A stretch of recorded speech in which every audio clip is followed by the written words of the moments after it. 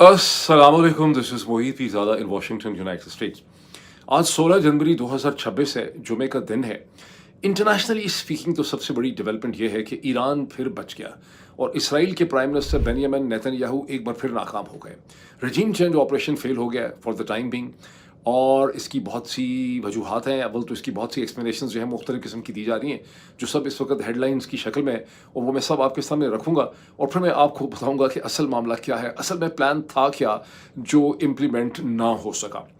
दूसरी बड़ी जो इंटरनेशनली स्पीकिंग डेवलपमेंट है कि ग्रीनलैंड के इशू के ऊपर अमेरिका में और यूरोपियन यूनियन की जो ताकतें हैं और जो यूरोप की पावर्स हैं, उनके दरमियान में जो टेंशन है, जो फॉल्ट लाइंस हैं, उसमें बहुत शिद्दत से इजाफा हुआ है जब यूरोपियन कंट्रीज़ के ट्रूप्स जो हैं उन्होंने ग्रीनलैंड में गुज़श्ता 24 घंटे के अंदर लैंड करना शुरू कर दिया है। वेस्टर्न अलायंस में सेकेंड वर्ल्ड वॉर के बाद 1945 के बाद इतनी बड़ी फॉल्ट लाइन जो है अमेरिका और अमेरिका के अटलांटिक इत्तेहादियों के दरमियान में देखने में नहीं आई। इसकी अहमियत क्या है, इसके ऊपर भी मैं चंद जुमले, फ़िक्रे, एनालिसिस आपके सामने रखने की कोशिश करूँगा। लेकिन कहते हैं ना अंग्रेज़ी में कि the charity begins at home, तो पाकिस्तान से हम बात का आगाज़ करते हैं, जहाँ बड़ी इंटरेस्टिंग किस्म की डेवलपमेंट्स हैं। तेज़ी से हम चलते हैं। सबसे इंटरेस्टिंग डेवलपमेंट तो ये है कि महमूद खान अचकज़ई साहब को बिल आखिर 16 जनवरी 2026 में अयाज सादिक साहब ने, जो नेशनल असम्बली के स्पीकर हैं, अपनी गुड जजमेंट में उन्होंने फाइनली उन्हें leader of the opposition declare कर दिया है, और इसका एक नोटिफिकेशन आज इशू हो गया है, जिसके लिए बाकायदा जो पाकिस्तान तहरीक इंसाफ के एक्टिंग चेयरमैन है जनाब बैरिस्टर गौहर साहब को और लीडर्स को, उनके साथ मेरा ख्याल आमिर मुगल साहब को अपने कमरे में उन्होंने बुलाया और वहाँ ये नोटिफिकेशन उनके हवाले कर दिया।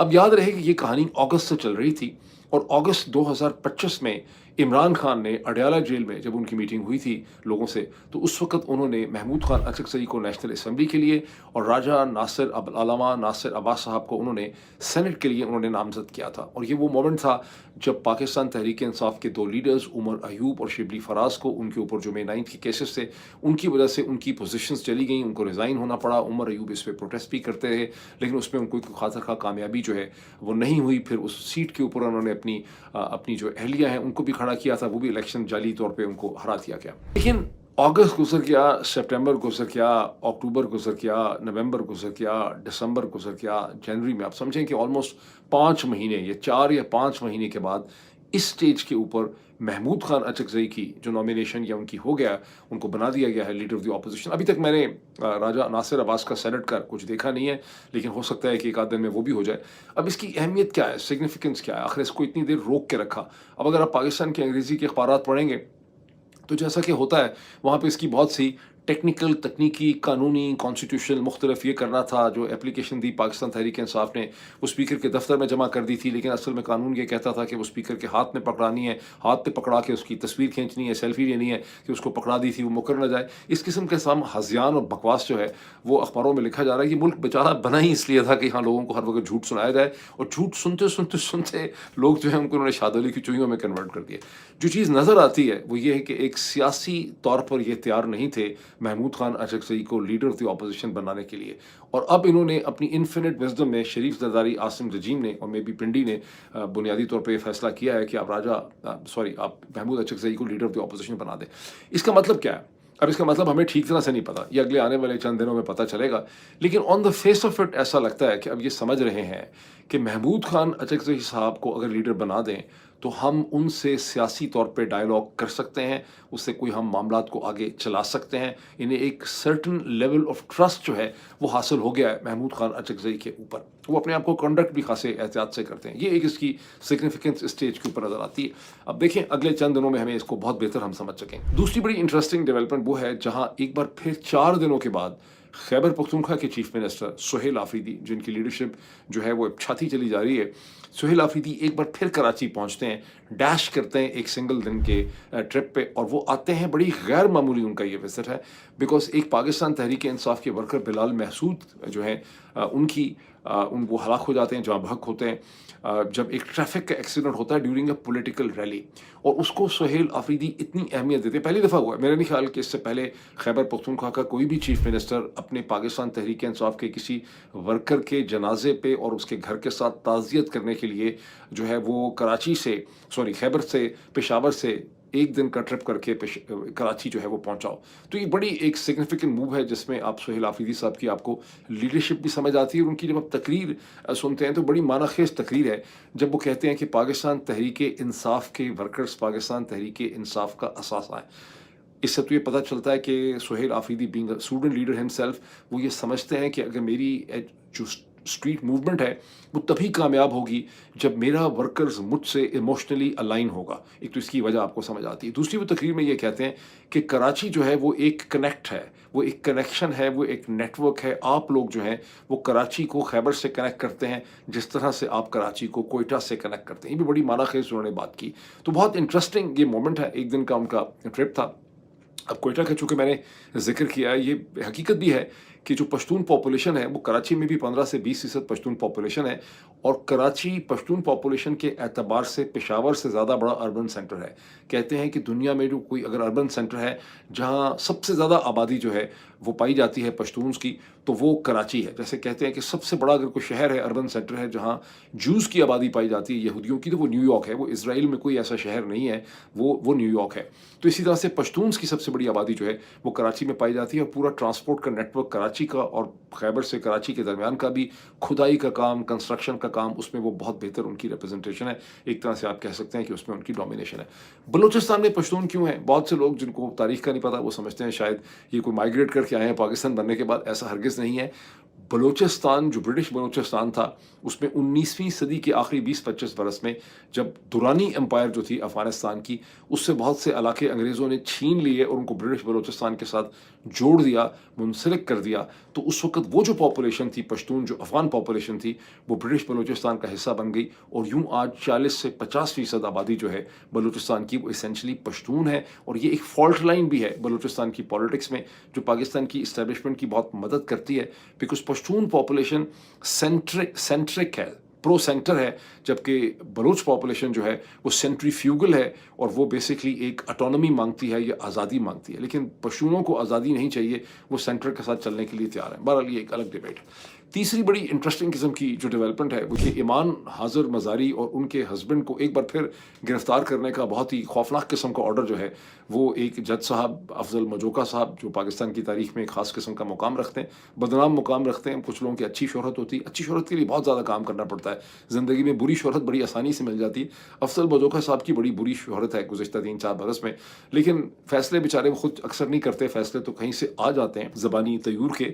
اور افضل مجوکا صاحب نے اس طرح کا ایک فیصلہ کیا جس طرح پرانے زمانے میں کسی فلم میں آپ دیکھتے ہیں نا کہ ایک بادشاہ اپنے تخت کے سامنے سیڑھیوں پہ کھڑا ہو کے کہتا ہے کہ فلاں کو زندہ اور مردہ میرے سامنے لایا جائے. اس طرح سے وہ جلال میں آ گئے. وہ جلال غالباً ان کو پنڈی سے ٹرانسفر ہوا, اور انہوں نے ایک دن پہلے انہوں نے یہ کہا تھا کہ ایمان حاضر مزاری اور حاضر اور اسے کہتے ہیں جو چٹھا ہیں, ہادی چٹھا ہیں, وہ نہیں آئے. انہوں نے ان کی ہیئرنگ میں نہیں آئے. انہوں نے کہا کہ ان کا بیان لیا جائے, اگر یہ ان سے بیان نہیں لیا جا سکتا تو ویڈیو کے اوپر بیان لیا جائے. تو خاصا پولائٹ سے آرڈر انہوں نے لکھا تھا.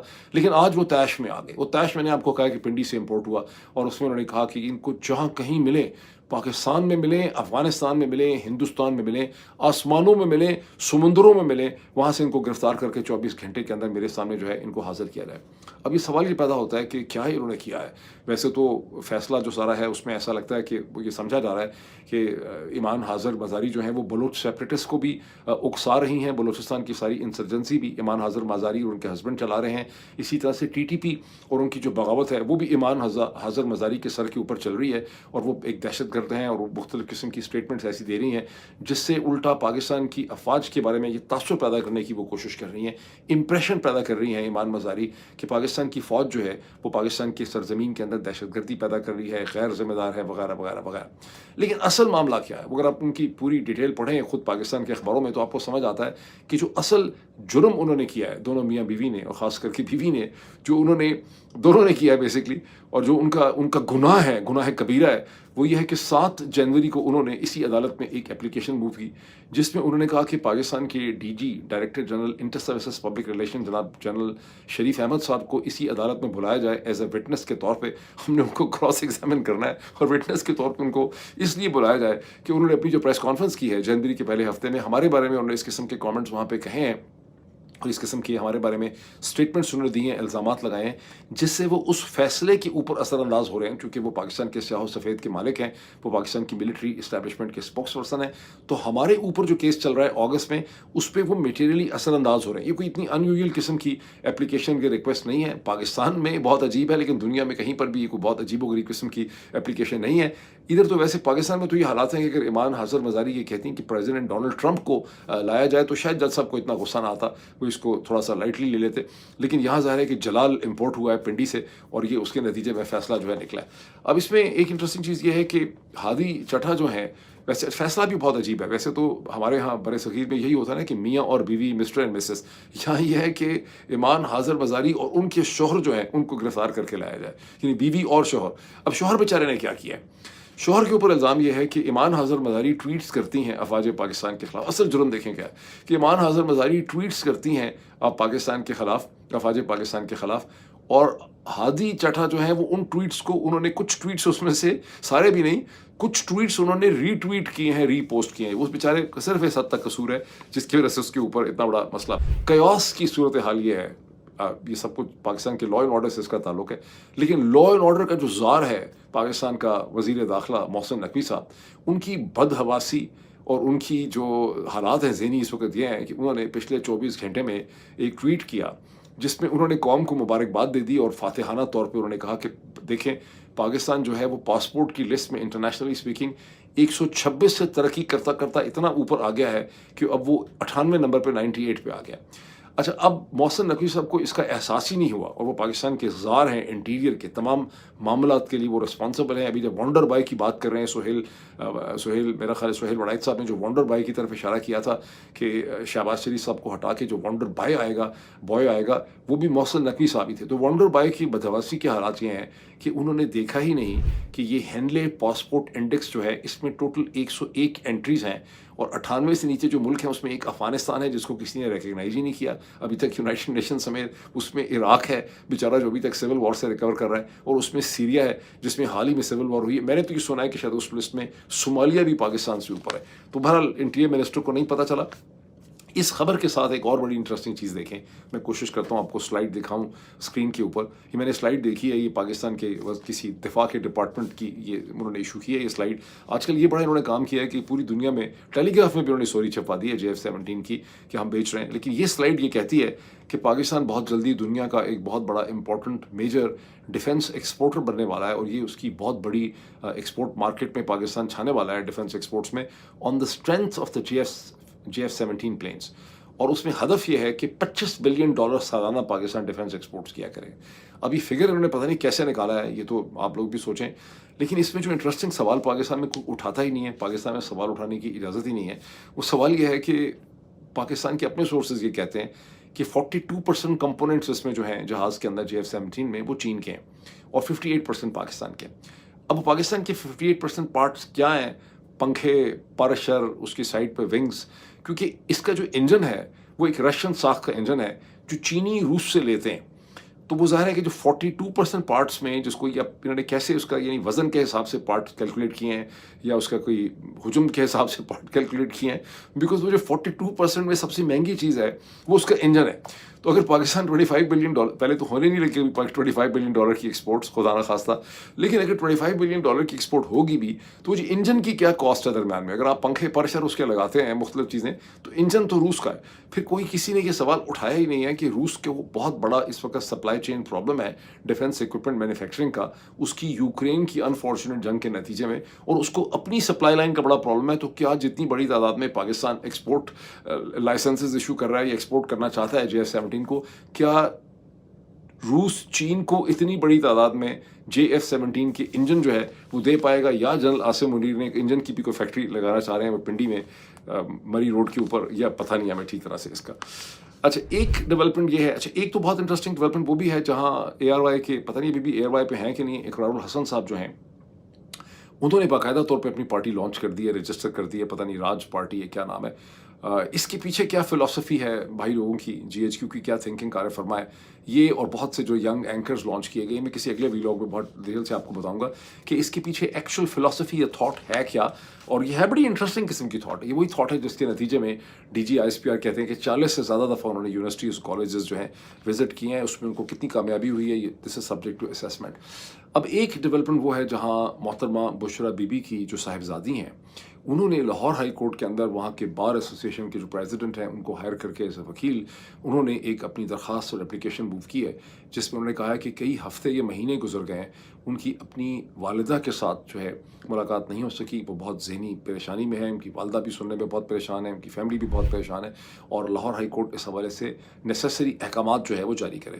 اس سے ان کو یہ اندازہ ہوا ہے کہ پاکستان تحریک انصاف تو اتنی بیچاری برے اس کے حالات ہیں کہ وہ ملاقات نہیں کر پا رہی، اور ڈس اپوائنٹمنٹ میں انہوں نے یہ اپلیکیشن موو کی ہے. لیٹ سی کہ ان کو اس میں کامیابی حاصل ہوتی ہے یہ نہیں ہوتی.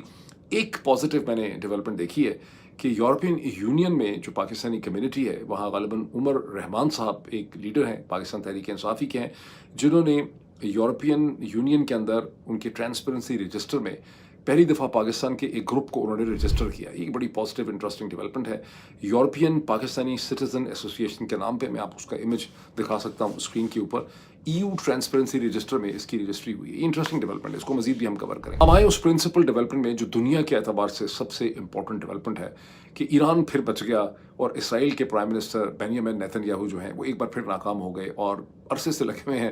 ان کی بہت بڑی دلی خواہش ہے کہ میں جب تک ہوں اور میرا الیکشن ہے اس سے پہلے الیکشن کے بعد کسی طرح سے ایران میں جو اسلامک رجیم ہے ایران کا، آیت اللہ علیہ خامنہ کا، اسے ختم کیا جائے. باقاعدہ آپ کو پتہ ہے کہ اسرائیلی جو بناتے ہیں اے آئی کی مدد سے ویڈیوز، انہوں نے ایک ویڈیو بھی بنائی ہے جس میں امام خامنہ جو ہیں وہ ایران سے دوڑ جاتے ہیں، شیو کرتے ہیں، اپنی داڑھی چھڑی ختم کرتے ہیں، اپنا پگڑ وگڑ اتارتے ہیں، اور روس میں پہنچتے ہیں، ماسکو میں، جہاں ولادیمر ان کو ویلکم کرتے ہیں پوٹن، اور وہ اسی جا کے ہوٹل میں یہ کمرے میں ٹھہرتے ہیں جہاں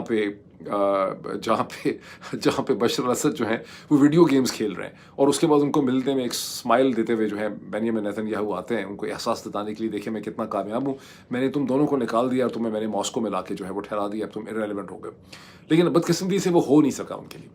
اب اس میں جو نیوز مختلف قسم کی ہیڈ لائنز ہیں، ایک ہیڈ لائن میں نے آپ کو پہلے بھی بتائی تھی، وہ اس وقت بھی بہت اہمیت ہے اس کی، اور وہ یہ ہے کہ ڈونلڈ ٹرمپ نے اپنی ٹیم سے یہ کہا تھا کہ میں ایران کے اوپر جو بھی کچھ کرنا چاہتا ہوں، اسٹرائکس کروں، حملہ کروں، مجھے ایک ایسی اسٹریٹجی چاہیے جس کا ایک ڈیفینیٹ قسم کا کوئک رزلٹ ہو اور رجیم فال کر جائے، اور میں کسی پروٹریکٹڈ لمبی جنگ میں جس کے کانسیکوینسز ریجن کے لیے اور میرے الائز کے لیے ہو سکتے ہیں، میں اس جنگ میں نہیں پھنسنا چاہتا. اب یہ بھی ایک ایکسپلینیشن ہے کہ ان کی ٹیم جو ہے وہ ان کو کوئی ایسی اسٹریٹجی جو ہے وہ ڈونلڈ ٹرمپ کو نہیں دے سکی. دوسری جو اس میں اب اس وقت ہیڈ لائن ہے وہ یہ ہے کہ جو گلف کنٹریز ہیں، جس میں سعودی عرب ہے، جس میں قطر ہے، جس میں بحرین ہے، عمان ہے، اس میں ایجپٹ ہے، انہوں نے امریکہ کے اوپر بہت زور دیا کہ جنگ نہیں ہونی چاہیے، رجیم چینج اسٹیج پہ نہیں ہونا چاہیے، اس سے بہت زیادہ ان کو خطرات ہیں اور کیوس جو ہے وہ مچے گا. اب اس کی ایک وجہ یہ ہے، یہ ذہن میں رکھیں، وجہ بہت امپورٹنٹ ہے، کہ ایران کی طرف سے یہ کہا گیا کہ اگر اس کے اوپر حملہ ہوگا امریکہ کا تو ایران کاؤنٹر اسٹرائک کرے گا امریکہ کے تمام بیسز میں. ایک دن پہلے آپ نے سنا تھا کہ قطر کے اندر جو العدید بیس ہے اس میں سے سینکڑوں جو امریکن اہلکار تھے ان کو وہاں سے ایویکویٹ کر لیا گیا تھا، نکال دیا گیا تھا. وہ اب واپس آ گئے ہیں سارے کے سارے. اس کا مطلب ہے کہ جنگ کا خطرہ جو ہے وہ ٹل گیا ہے. تو جتنے کنٹریز کے اندر بیسز ہیں، عمان میں بیس ہیں، ایسے بحرین میں بیسز ہیں، قطر میں بیسز ہیں، سعودی عرب میں بیسز ہیں، ان سب پہ بیسز ہیں، ان سب کو خطرہ تھا کہ ایران ہم پہ مطلب سٹرائکس کرے گا اور ایک بڑی جنگ جو ہے وہ پھیل جائے گی. ترکی کی بڑی کلیئر پوزیشن تھی ان کے فارن منسٹر کی بھی، ہی واز ویری کلیئر، بہت ووکل تھے ترک اس حوالے سے. ترکوں کا مسئلہ یہ تھا، وہ بھی کہتے تھے کہ جنگ نہیں ہونی چاہیے، اسٹرائکس نہیں ہونی چاہیے. ان کا ہمیشہ سے مسئلہ یہ ہے کہ جو کرد ہیں، جن کو مسلسل ترک پچھلے 50 60 70 سال سے کردش نیشنلزم کو سپریس کرنے کی لڑائی لڑ رہے ہیں. کرد ایران میں بھی ہیں، کرد ترکی کے اندر بھی ہیں، کرد سیریا میں بھی ہیں، کرد عراق کے اندر بھی ہیں. اور ترکی کو یہ لگتا ہے کہ جو بھی کانفلکٹ ہوتا ہے اس سے کردش نیشنلزم کو، جس کا کبھی صلاح الدین ایوبی سے تعلق تھا 12ویں صدی میں، وہ جو ہے اس کو جلا ملتی ہے. تو ان کا یہ مسئلہ تھا. اب ایک بڑی انٹرسٹنگ ڈیولپمنٹ یہ ہے جو ایک دن پہلے جیروسلم پوسٹ میں تھی، میں نے اس وقت شاید آپ کو دکھائی نہیں، اور اب وہ اسرائیل ٹائمز وغیرہ کے اندر بھی ہے. وہ یہ ہے کہ پرائم منسٹر نیتن یاہو نے ڈونلڈ ٹرمپ سے ریکویسٹ کی کہ ایران کے اوپر آپ حملہ نہ کریں. بالکل وہ سمجھتے ہیں کہ ایران کے اوپر جو حملہ نہیں ہونا چاہیے. اس پہ آپ جتنا کیا لگانا چاہیں اتنے آپ لگا سکتے ہیں. At the same time Wall Street Journal کی ایک ہیڈ لائن بہت انٹرسٹنگ ہے، یہ بھی کل سے چل رہی ہے. یہ ہیڈ لائن یہ کہتی ہے کہ دسمبر کے آخری ہفتے میں روس کی مدد سے میڈیشن کر کے ایران اور اسرائیل کے درمیان میں ایک ایگریمنٹ ہوا وہ ایگریمنٹ بڑا انٹرسٹنگ ہے. وہ ایگریمنٹ یہ ہے کہ دونوں میں سے کوئی پہلے پری ایمپٹیو اسٹرائک ایک دوسرے پہ نہیں کرے گا. یعنی اسرائیل موقع کا فائدہ اٹھا کے ایران پہ پری ایمپٹیو اسٹرائک نہیں کرے گا. ایران جو ہے وہ کسی وقت بھی اسرائیل کے اوپر پری ایمپٹیو اسٹرائک نہیں کرے گا.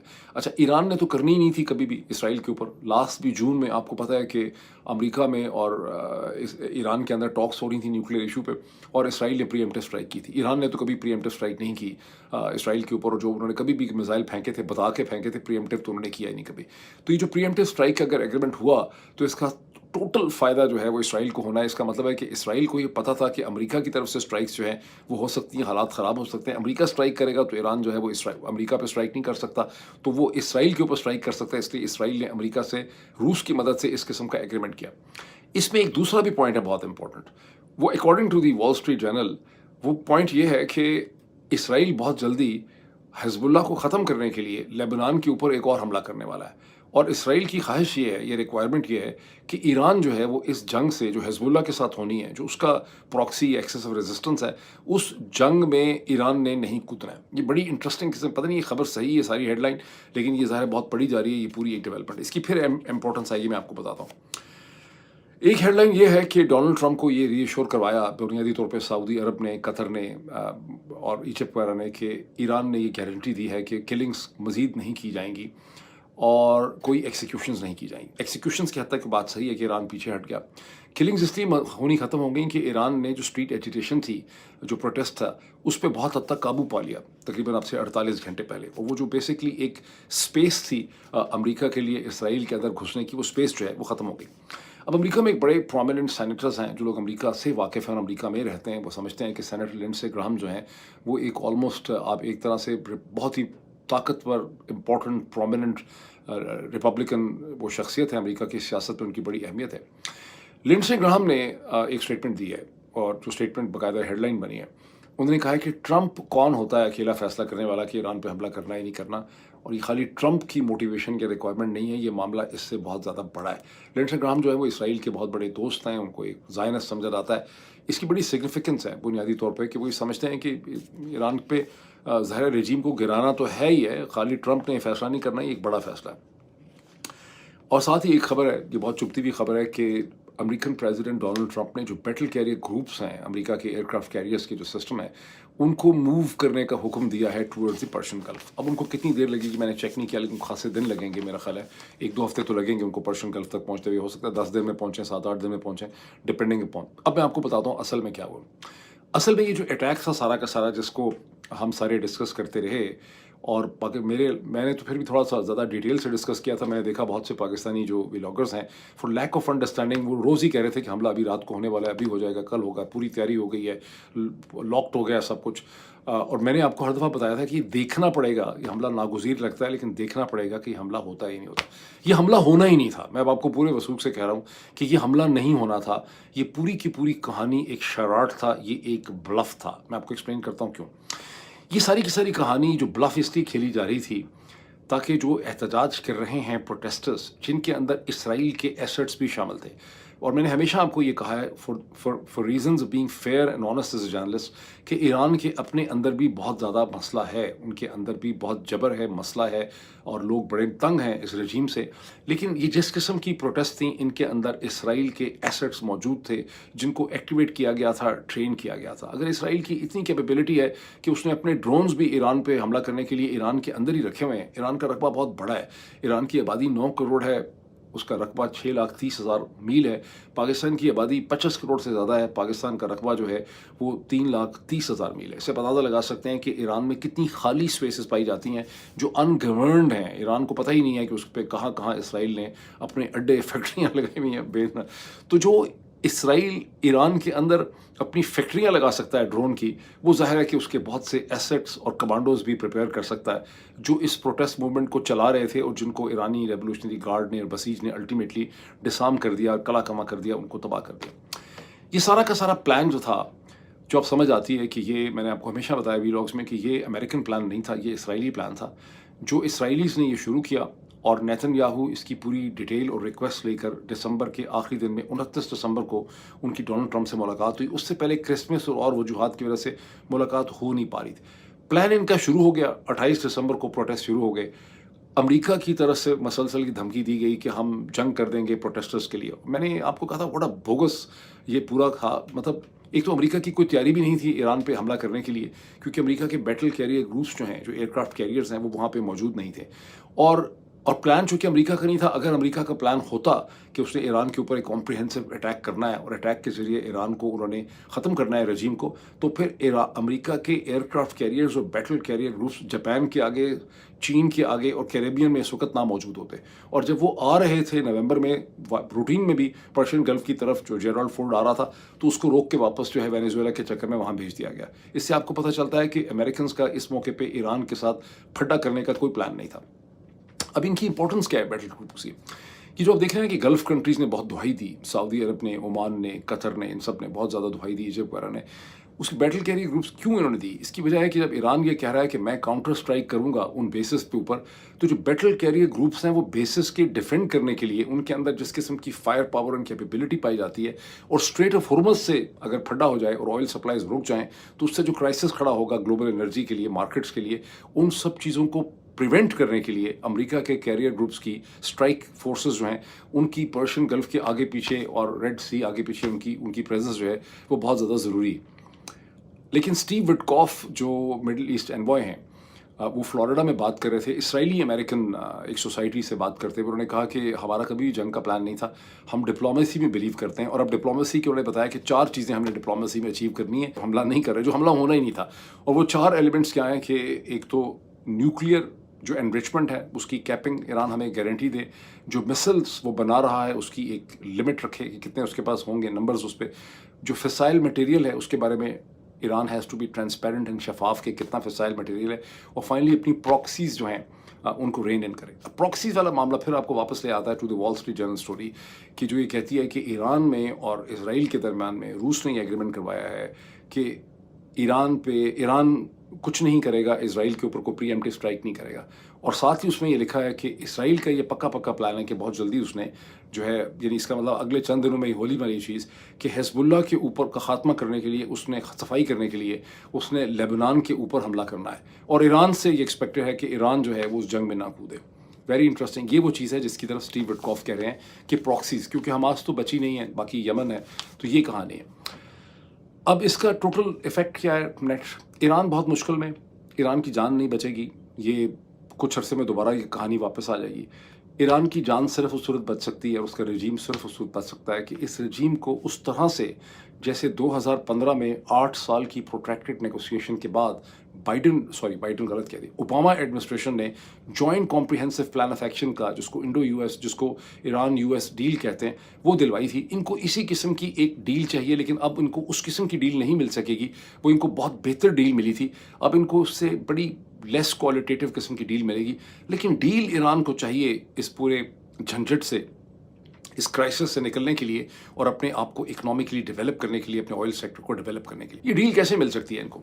ایران کو یہ ڈیل تب مل سکتی ہے جب عرب ممالک، سعودی عرب، قطر، متحدہ عرب امارات، ایجپٹ اور ترکی اس کی مدد کریں. اور یہ اب ان کی مدد کر سکتے ہیں، بیکاز بدلتے ہوئے ریجنل حالات میں جو گزشتہ 2 سال میں، 3 سال میں، 7 اکتوبر کے بعد سے جو حالات ڈیولپ کر گئے ہیں اس ریجن میں، اس میں سعودی عرب کا، اور جب سعودی عرب اور ایران کے درمیان میں ایک اوپننگ کروائی چین نے، ایم بی ایس کا اس ریجن کو دیکھنے کا جو زاویہ ہے وہ بدل گیا. یمن کرائسس میں بھی آپ نے دیکھا حال میں، اور سوڈان کے کرائسس میں بھی، کہ محمد بن سلمان جو ہیں وہ ایک ڈفرینٹ طریقے سے دیکھ رہے ہیں. ان کے اندر ایک خطرے کی گھنٹی بج گئی ہے کہ یہ جو گریٹر اسرائیل اسٹریٹجکلی ڈیولپ ہو رہا ہے، یہ سعودی عرب کے لیے مناسب نہیں ہے. ایم بی ایس اپنا وزن اگر ڈالیں ایران کے ساتھ، اور اس کی پاسبلٹی ہے، تو ایران کے رجیم کو یہاں سے نجات مل سکتی ہے. اور ایران اور سعودی عرب میں پہلے کے مقابلے میں کہیں زیادہ بہتر انڈرسٹینڈنگ پائی جاتی ہے. That is the sum total of this. اب آئیں گرین لینڈ کے اوپر، جو ایک بہت بڑی ٹربلنگ اس وقت ڈیولپمنٹ ہے. اتنی بڑی دراڑ کبھی ویسٹرن الائنس میں پڑی نہیں ہے جتنی اس وقت پڑ گئی ہے. اور جو ٹاکس جب فیل ہوئیں، جس میں जो डेनमार्क के फॉरेन मिनिस्टर थे लार्स रासमुसन, जब उनकी जेडी वैंस के साथ टॉक्स फेल हो गई और ट्रंप एडमिनिस्ट्रेशन ने और प्रेसिडेंट ट्रंप ने फिर स्टैंड ले लिया कि हमें ग्रीनलैंड हर सूरत चाहिए अपनी नेशनल सिक्योरिटी कंसिडरेशंस के लिए। इसके साथ ही जैसे टॉक्स फेल हुई हैं पिछले 24-36 घंटों से, यूरोपियन ट्रूप्स ने, डेनिश ट्रूप्स तो प्रिंसिपली आ रहे हैं, यानी डेनमार्क के अपने ट्रूप्स तो आएंगे, बहुत बड़ी तादाद में आएंगे, मतलब खासी हज़ारों की तादाद में शायद आ सकते हैं, लेकिन छोटे छोटे टुकड़ों में 15-15, 13-13, 14-14 करके जो टोकन फोर्सेस हैं वो मेजर यूरोपियन कंट्रीज़ की उन्होंने लैंड करना शुरू कर दिया है। उसके विजुअल्स जो हैं वो अमेरिका के टेलीविजन चैनल्स पे आपको नज़र आ रहे हैं। ये टोकन कंट्रीज़ बहुत इंपॉर्टेंट हैं। ये कौन है टोकन कंट्रीज़? इसमें जर्मनी है, इसमें फ्रांस है, इसमें ब्रिटेन है, इसमें इटली है, इसमें और भी ममालिक हैं। अब फोर्सेस का आर्गूमेंट क्यों है कि हम क्यों आ रहे हैं? वो कह रहे हैं कि हम ये साबित करना चाहते हैं, रूस और चीन को, कि यूरोप जो है वो ग्रीनलैंड का डिफेंस करने के लिए तैयार है। ऑफ कोर्स रूस और चीन सोच रहे हैं कि हम कौन सा हमला करने वाले थे डेनमार्क के ऊपर, लेकिन बुनियादी तौर पे ये तो आर्गूमेंट है। असल में वो ये शो कर रहे हैं अमेरिका को कि ये एक रेड लाइन है, अगर आपको ये रेड लाइन क्रॉस नहीं करनी और इससे हमारा रिलेशनशिप जो है वो ख़राब हो जाएगा। लेकिन डोनाल्ड ट्रंप ज़िद हैं।